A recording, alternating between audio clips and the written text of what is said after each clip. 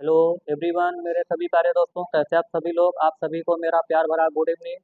मैं अभिजीत सर अपने YouTube channel Abhijeet study studio पर आप सभी का पुनः स्वागत और अभिनंदन करते हैं। आज हम लोग टाइप 8 में जो प्रश्न पढ़ने वाले हैं वर्गमूल के ऊपर आधारित हैं। ऐसे प्रश्नों को सबसे पहले हम लोग बेसिक लगाएंगे, जो हम लोगों ने कक्षा 6, 7, 8, 9, 10 में हम लोगों ने पढ़ा था। उस टाइप से हम पहले प्रश्न को लगाएंगे। उसके बाद बिना कॉपी पेन उठाए, बिना कॉपी पेन उठाए आज तक यूट्यूब पे पहली बार ऐसा जो ट्रिक हम बताने वाले हैं कि आपको कोई भी कॉपी पेन नहीं उठाना है, कोई कुछ नहीं, बस प्रश्न को वहीं देखो, यहाँ पे विकल्प लगाओ।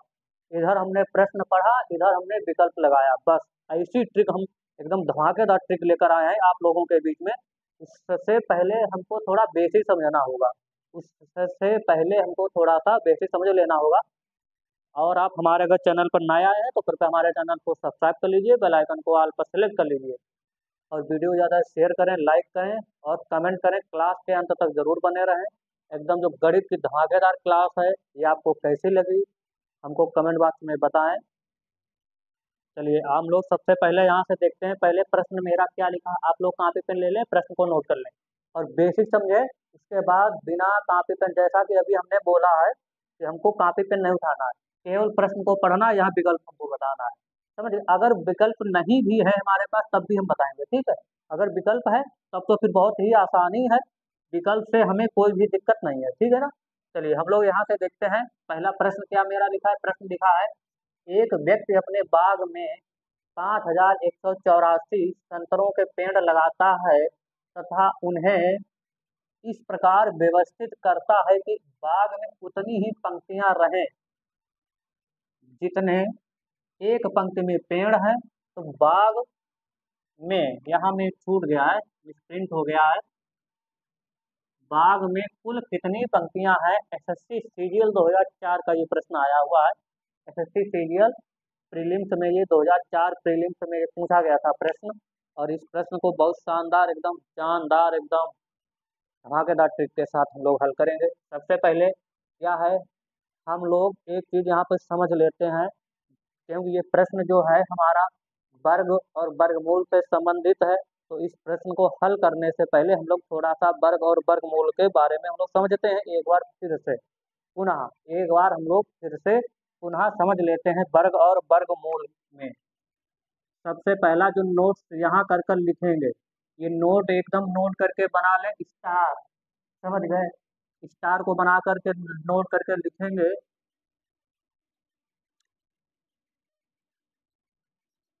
वर्ग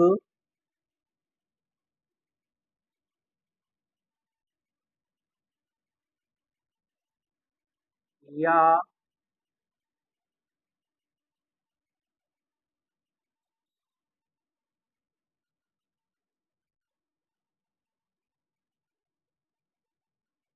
वर्ग लिखते हैं, ठीक है।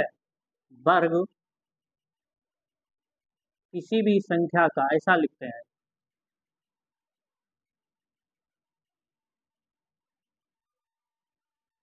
चलिए लिखते हैं, वर्ग में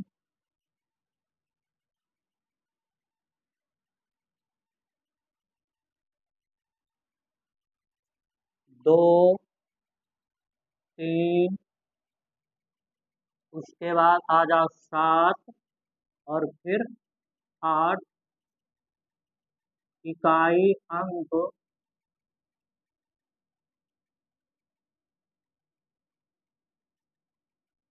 कभी नहीं,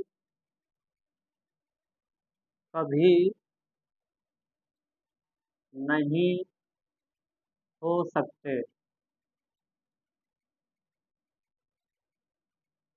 हैं। ये चीज एकदम आप लोग सभी लोग नोट कर लें। वर्ग किसी भी संख्या का अगर आप वर्ग करेंगे, किसी भी संख्या का अगर आप वर्ग करेंगे, तो इतने इतने में से 2, 3, 7 और 8, 2, 3, 7 और जो 8 जो है, कभी भी इनका इकाई अंक नहीं हो सकता है, कभी भी इनका इकाई अंक नहीं हो सकता है, ठीक है। थोड़ा हम लोग बेस एकदम समझना, हमको समझना ही पड़ेगा, ठीक है। उसके बाद ये प्रश्न हल करेंगे, ठीक है। तो हमें पता है कि जब कभी भी किसी भी संख्या, जितनी भी आपको ए टू जेड जितनी भी संख्या अनंत तक अभी तक संख्या बनी है, आप किसी का भी वर्ग निकालिएगा, उसका जो इकाई अंक आएगा ना तो 2 हो सकता, 2 कभी नहीं हो सकता है, 3 कभी नहीं हो सकता है, और 7 कभी नहीं आ सकता है, 8 कभी नहीं आ सकता है। किसी भी संख्या का आप वर्ग निकालें, घन नहीं, हमने वर्ग पूछा है, हमने क्या बोला है, वर्ग। किसी भी संख्या का वर्ग अगर आप निकालते हैं, एक से लेकर हमारी अनंत तक जितनी भी संख्याएं अभी तक बनी है, किसी भी संख्या का आप वर्ग निकालिएगा, उस संख्या का इकाई जो अंक है 2 कभी नहीं हो सकता है, 3 कभी नहीं हो सकता है, 7 कभी नहीं हो सकता, 8 जो है कभी नहीं हो सकता। एकदम कंफर्म 100% आप चेक भी कर सकते हैं, आप चेक चेक कर सकते हैं कितने अंकों में कभी भी इसका इकाई अंक, ये नहीं हमने दहाई अंक नहीं बोला है, इकाई अंक की बात हो रही है, इकाई अंक जो है कभी नहीं हो सकता, ये बात ध्यान रखना है। यहाँ से जो इकाई अंक है ये कभी नहीं हो सकता है। 2, 3, 7, 8, ये बात समझ गए, एकदम क्लियर है ना। चलिए अच्छी बात है, अगर ये समझ गए इसको नोट कर लें, ठीक है, इसको नोट कर लें। अब हम लोग यहाँ से चलते हैं प्रश्न के ऊपर। अब हम लोग यहाँ से पहले प्रश्न, ये बात हम लोग समझ गए थे, अब प्रश्न हम लोग यहाँ से हल करेंगे। अब हम लोग यहाँ से प्रश्न हल करेंगे। प्रश्न हल करने से पहले एक बार फिर से हम यहाँ से 1 का स्क्वायर हमने लिखाया था, 1 होता है, 2 का स्क्वायर हमने लिखाया था 4 होता है, 3 का स्क्वायर होता है यहाँ से 9, अगर 4 का स्क्वायर कर दोगे तो 16 आ जाएगा, 5 का स्क्वायर कर दोगे तो 25 आ जाता है, और 6 का स्क्वायर कर दोगे तो यहाँ से 36 आ जाता है, और अगर 7 का स्क्वायर करोगे यहाँ से तो 49 आता है, 8 का स्क्वायर करने पर हमारा 64 प्राप्त होगा, और 9 का स्क्वायर करने पर हमको 81 आता है, और 10 का वर्ग अगर करते हैं तो 100 आता है। ठीक है, अब देखिएगा कहीं पर, देखिए 2 कहीं पर इकाई अंक देख लीजिएगा, 2 कहीं पर नहीं है, 3 कहीं पर नहीं है, 7 कहीं पर नहीं है, 8 कहीं पर नहीं है, इनको छोड़ के बाकी सभी अंक हैं। 4 ऐसी संख्याएं हैं, 2, 3, 7 और 8, ऐसी संख्याओं को छोड़ दिया जाए तो हमारी बाकी सभी संख्याओं का जो इकाई अंक है आता है, कुछ न कुछ आता है। ठीक है, ये बात एकदम यहाँ पर समझ समझ करके ही चलते हैं। ठीक है, ये एकदम चार्ट यहाँ पर बनेंगे। अब हम यहाँ से प्रश्न को हल करते हैं, और प्रश्न मेरा जो दिया गया यहाँ से बच्चे, यहाँ से प्रश्न क्या है हमारा, देखिएगा प्रश्न दिया गया है कि एक पंक्ति में कितने, एक पंक्ति में, एक पंक्ति अपने, एक व्यक्ति, पंक्ति नहीं, एक व्यक्ति अपने बाग में कितने पेड़ लगाता है, कितने पेड़ लगाता है, 5184 जो है संतरों के पेड़ लगाता है, तथा उन्हें इस प्रकार व्यवस्थित करता है कि बाग में उतनी ही पंक्तियां हैं जितने एक पंक्ति में पेड़ है। अच्छा, पंक्तियां, पंक्तियां का मतलब है लाइनें, लाइनें, मेरी उतनी ही लाइनें हैं जितने एक पंक्ति में पेड़ हैं। एक पंक्ति में मान लीजिए अगर 10 पेड़ हैं तो उस बाग में 10 ही क्या है, पेड़ों की लाइनें हैं, पेड़ों की हमारी 10 ही लाइनें लगी हैं। अगर एक पंक्ति में 10 हैं, अगर एक पंक्ति में 20 हैं पेड़, तो 20 ही वहां पर क्या है, लाइनें। अर्थात कहने का मतलब है जो भी अगर है तो बराबर है। अगर पंक्ति में मान लीजिएगा, अगर पंक्ति में हमारा, अगर पंक्ति में यक्ष पेड़ है, यक्ष पेड़ है, तब एक्स की पंक्ति है, पंक्ति होगी। ये बात एकदम क्लियर है। अगर अगर पंक्ति में यक्ष पेड़ है तो यक्ष, यक्ष ही पंक्ति में, यक्ष ही पंक्ति, एक पंक्ति में यक्ष पेड़ है तब यक्ष ही पंक्ति होंगी। ठीक है, यक्ष ही पंक्तियां हमारी होंगी, अर्थात बराबर चीजें होनी चाहिए। ठीक है, जब बराबर चीजें होंगी तो हमें पता है बराबर कैसे होता है। देखिए बराबर का मतलब है, यानी स्क्वायर में तो बराबर किया जाता है, अगर 2 गुणा 2 यहाँ से किया जाए, ठीक है, तभी तो यहाँ से देखिए ये पेड़ है, ये पंक्ति है, दोनों बराबर है कि नहीं है, दोनों बराबर है ना। अगर ये हमारा पेड़ है तो ये पंक्ति है, बस दोनों बराबर, बस यही कंडीशन यहाँ पर प्रश्न में इसने बोला है। बस अब इतना करने के बाद प्रश्न हल हो जाएगा। ठीक है, इसका करना क्या है, हमको गुणनखंड कर लेना है। तो गुणनखंड यहाँ से करेंगे, एकदम 4 है आखिरी में, देखिएगा पहले अंत की दो संख्याएं देख लो। 84 जो है 4 से डिवाइड हो जाएगा। 84 जो है इकाई और दहाई संख्या को मिलाकर के, अगर दोनों संख्याओं को मिलाने से अगर वो 4 से विभाजित होती है तो वह संख्या 4 से पूर्णतः विभाजित होगी। क्लियर है? तो इसको 2 से ना काटने की बजाय हम सीधे बड़ी संख्या से डिवाइड कर देते हैं, 4 से। तो 4 से करोगे यहाँ पर 4 एकम 4, बचेगा 1, हो जाएगा 11। ठीक है, फिर 4 दूनी 8, बचेगा 3। ठीक है, यहाँ पर होगा 3 रखोगे, इधर 38 38 होगा। 4 का पहाड़ा हमको 38 में पढ़ना है, तो 6 बार में 4 9 बार में जाएगा, 9 बार में 4 नहीं में 36, फिर बचेगा 2, फिर 6 बार में 4 छंग में 24। अभी देखिए 4 से फिर से डिवाइड हो जाएगा हमारा, तो कर देना है 4 तिहाई 12, फिर 4 दूनी 8, फिर बचेगा 1, 4 चक्कू में 16। ठीक है, अब यहाँ से देखिएगा 324, हमने 50 तक तो वर्ग याद कर लिए थे ना, एकदम हमने 50 तक जो वर्ग लिखावाए हैं भैया उनको याद करिएगा, एकदम वो कंठस्थ से याद होने चाहिए। ठीक है, जितना आप कंठस्थ हो सकता है आप कोशिश करें कि 50 से अधिक याद करें, कोशिश करें कि 50 से याद, जितना आप अधिक याद करें उतना कैलकुलेशन है ये। अगर हमको मान लीजिएगा 100 तक याद होते वर्ग, तो 100 तक याद करने में हमको ये 4 से विभाजित नहीं करना पड़ता, हम सीधा उत्तर निकाल देते। ठीक है, अगर नहीं याद है तो वो भी हम सिखा देंगे, अभी वो भी हम बताए हैं ना, अभी हम सिखाने वाले हैं। एकदम कॉपी पेन नहीं उठाना है हमको, कोई अक्षर नहीं लिखना है, कोई संख्या नहीं लिखना, बस यहाँ प्रश्न देखेंगे, इधर उत्तर बताएंगे। ठीक है, अब यहाँ से देखिए 324 जो है हमारा 18 का क्या है, स्क्वायर है। 18 का वर्ग था 324, था ना, तो 18 एकम 18, सभी का यहाँ से लिखोगे। गुणनखंड कैसे करोगे, 4 गुणे 4 गुणे में 18 गुणे में 18, जो हम लोगों ने बचपन में सीखा है वही बचपन वाला यहाँ पर तरीका अपना रहे हैं। 4 गुणे में 18 और बराबर में 72 जो इसका आएगा, राइट आंसर आएगा 72। ऑप्शन नंबर बी जो होगा हमारा यहाँ पे राइट करेक्ट होगा। ठीक है, ये तो हमें पता है, एक जोड़ा इधर एक जोड़ा, तो ये 18 आ गया है। ठीक है, 18 पेड़, एक पंक्ति में 18 ही पेड़ लगाए गए हैं और 18 ही पंक्तियां हैं। अगर 18 पेड़ और 18 पंक्तियों को पूछ दिया जाए फिगर बताइए, चित्र बताइए, तो बच्चे देखिए 18 ही लंबाई है, 18 ही चौड़ाई है, अर्थात क्या हो गया, वर्ग हो गया जा करके। 18 ही 18 ही पेड़ भैया लगाए गए हैं, 18 ही पेड़ हैं इधर। ठीक है, 18 ही पेड़ हैं और 18 ही यहाँ पर क्या दिया गया है, पंक्तियां। मान लीजिए ये पेड़ है हमारे, कुछ भी मान लीजिए ये पंक्तियां हैं हमारी। ठीक है, पंक्तियां दिया गया है 18 ही, तो बराबर संख्या लाइन क्या है, आकृति जो होगी हमारी बराबर होगी, अर्थात जब आकृति बराबर होगी तो यहाँ पर वर्ग कहलाएगा जा करके। कौन सी आकृति का रूप धारण करेगा जा करके, एकदम वर्ग स्क्वायर का रूप धारण करेगा। ठीक है, ये तो हम लोगों ने सीखा था, हम लोगों ने जो 6 7 8 में पढ़ा था ना। अब हम लोग यहाँ से जो प्रश्न करेंगे, अब हम लोग यहाँ से जो प्रश्न करने वाले हैं कि इसको हल करेंगे एकदम बिना कॉपी पेन उठाए, बिना कॉपी पेन उठाए। कैसे हल करना है देखिएगा, ये नोट कर लिया है, चलिए ठीक है। अब यहाँ पर बिना कॉपी पेन हम उठाए प्रश्न को हल करते हैं। ठीक है, बिना कॉपी पेन हम इसको हल करते हैं, देखते हैं कैसे हल होगा।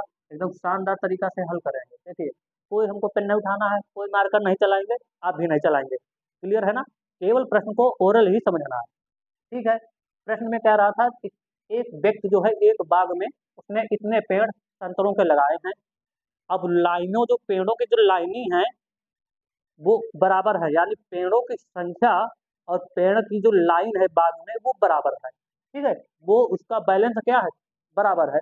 ये उसने प्रश्न में ही कहा कि उतनी ही पंक्तियां रहें जितने एक पंक्ति में पेड़ है भैया, ये तो उसी ने हमसे कहा प्रश्न में। ठीक है, जब उसी ने हमसे ये कह दिया है,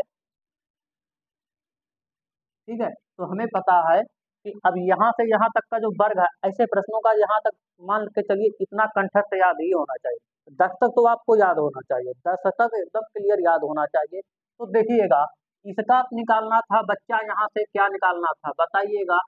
जो वहां पे प्रश्न दिया गया है हमारा, ये है क्या है, यहाँ पर अंत की संख्या देखना है भैया, अंत की संख्या देखो। संख्या जो वहाँ कुल पेड़ों की संख्या देखो, पहले 5184 दिया गया है, उसमें अंत का लास्ट वाला हमको डिजिट नंबर पता कर, लास्ट वाला ये वाला नंबर 4 दिया गया है।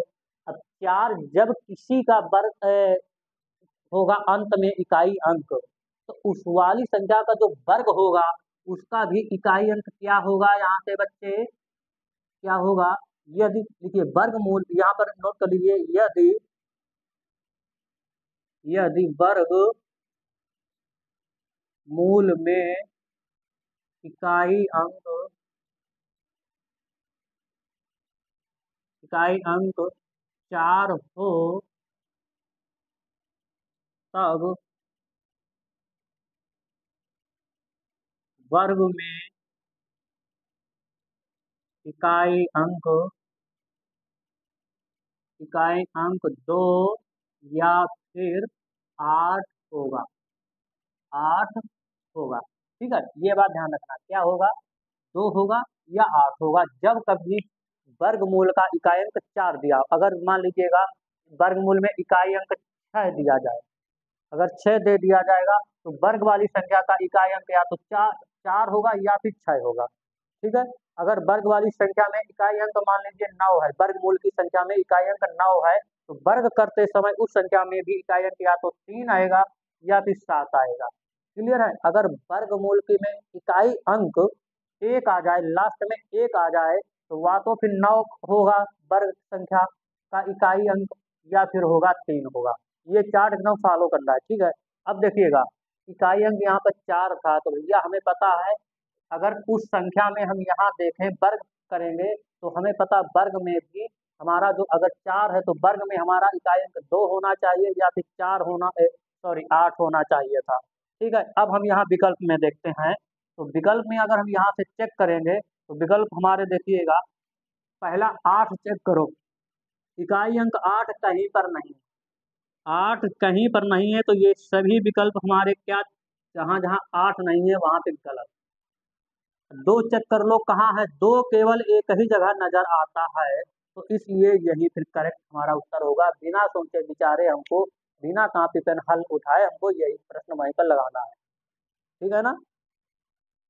आशा करता हूँ बहुत अच्छे तरीके से समझ रहे होंगे। ठीक है, क्योंकि इकाई अंक देखिए यहाँ पर वर्गमूल में इकाई अंक 4 है, तो वर्ग करते समय भी इकाई अंक या तो 2 होना चाहिए था, क्योंकि जब वर्ग का इकाई अंक 2 होगा तभी तो भैया वर्गमूल में उसका 4 अंक पहुंचेगा जा करके। अगर 8 होगा किसी संख्या का, उसका वर्ग करोगे तभी उसका इकाई अंक क्या होगा जा करके, हमारा 4 होगा। तो वही यहाँ पर दिया, क्यों 8 तो यहाँ पर दिया नहीं है। इकाई 8 ये है हमारा दहाई अंक, इकाई अंक की बात हो रही थी, इकाई अंक में 1 है, दहाई में ये 8 है, तो दहाई से हमें नहीं कोई मतलब नहीं रखना है। दहाई अंक में जहाँ जितना हो, दहाई अंक में सभी अंक हो सकते हैं। ठीक है, क्लियर है ना? तो इस प्रकार से हमारा बिना कापी पेन उठा हमने देखिए ये विकल्प लगा दिया। ठीक है, चलिए अगला क्वेश्चन देखते हैं, नेक्स्ट प्रश्न क्या है। चलिए हमारा एक और प्रश्न आ गया है सामने, लिखा है कि एक माली 17,956 पेड़ लगाना चाहता है तथा उन्हें इस तरह से लगाना चाहता है कि वहां उतनी ही पंक्तियां हो जितनी एक पंक्ति में पेड़ों की संख्या है, तो एक पंक्ति में पेड़ों की संख्या कितनी होगी? आरआरबी 2004 का ये प्रश्न पूछा गया है। आरआरबी 2004 में ये प्रश्न आया था। देखिएगा, इसको सबसे पहले हमको क्या करना है, कॉपी पेन नहीं उठाना है। ठीक है, बिना कॉपी पेन उठाए कैसे हल करते हैं, इकाई अंक यहाँ से पकड़ना है हमको। इकाई अंक बच्चे यहाँ पर देखिए क्या दिया गया है, मेरा 6 है, लिखोगे 17,956 में इकाई अंक क्या है? 6 है, इसलिए इसलिए वर्ग वाली संख्या वर्ग वाली संख्या वर्ग वाली संख्या में इकाई अंक इकाई अंक क्या होना चाहिए? 6 होना चाहिए, या फिर हमारा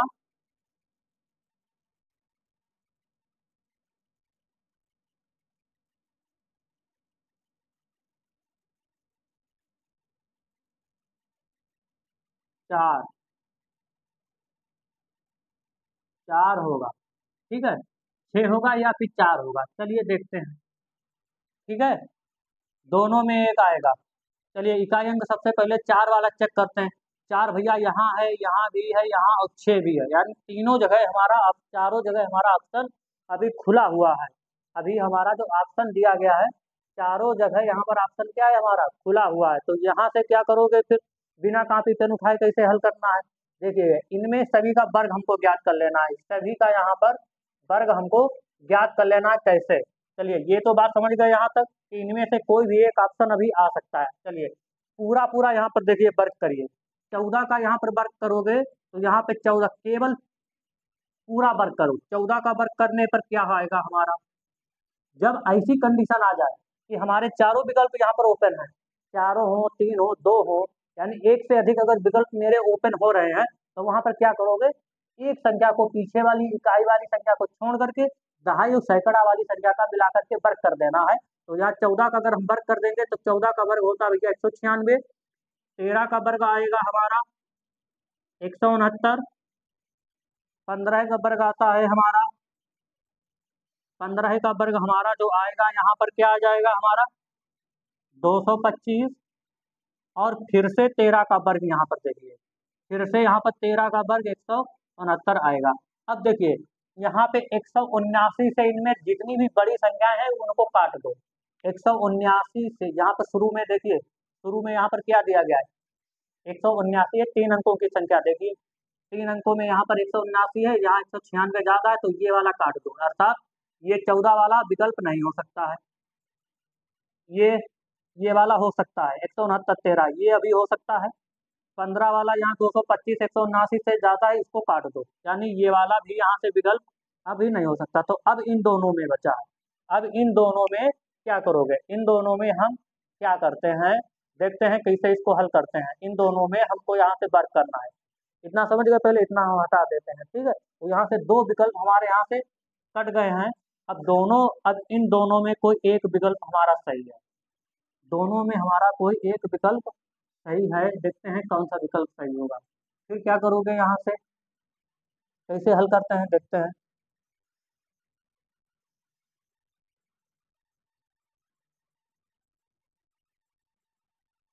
चलिए इस क्या करोगे, फिर इस संख्या का पूरा वर्ग निकाल लीजिएगा, 17,956। अच्छा गुणनखंड विधि से क्या है, सबसे आसान होता है भाग विधि वाला। तो भाग विधि वाला अपनाओगे, एक का वर्ग कर दोगे, एक आ जाएगा, यहाँ से एक जोड़ दोगे, ये 79 का पूरा नीचे आ जाएगा, यहाँ से घटा दोगे कुछ नहीं बचेगा, ये 2 आ जाएगा। यहाँ क्या रखोगे, हम मान लीजिए हम यहाँ 23 3 रखेंगे, ठीक है 13। अब 13 देखिए, 13 यहाँ भी, 3 यहाँ भी है, तो 23 यहाँ कितना होगा यहाँ पर 69, कितना आ जाएगा 69, 69 माइनस करोगे तो 0 1, और ये 56 का यहाँ से पूरा आ जाएगा, ये 3 3 6 और ये 2 ऐसे पूरा, ठीक है। अब यहाँ पर कितना रखा जाए, यहाँ पर हम मान लीजिएगा 4 रखेंगे, ठीक है, तो 4 ही आएगा। फिर ऑप्शन नंबर हमारा 134 डी आना चाहिए, ठीक है। देखिए चेक कर लीजिएगा कितना ही आएगा, 4 चक्कू 16 का 6 बचेगा, एक 4 छंग 24 एक 25 बचेगा, 2 4 दूनी 8 2 10 है। देखिए 134 जो आया यहाँ से पूरा आया, ऑप्शन नंबर डी हमारा यहाँ से 134 क्या होगा, 134। पेड़ों की संख्या एक पंक्ति में कितनी होनी चाहिए, 134 होनी चाहिए। समझ गए, ऐसा करता हूँ, उम्मीद करता हूँ आप अच्छे तरीके से समझे होंगे ऐसे प्रश्नों को। तो इस प्रकार के ऐसे प्रश्न जो आते हैं वो हमारे वर्गमूल के ऊपर ही पूरे आधारित होते हैं, ठीक है, समझ गए। तो ये टाइप 8 में हम लोगों ने इस प्रकार के प्रश्न समझे हैं, और टाइप जो 9 होगा वो हम अपनी कल नेक्स्ट क्लास में लेकर आएंगे। तब तक हमें आज्ञा दीजिए, thank you very much, bye bye, नमस्कार।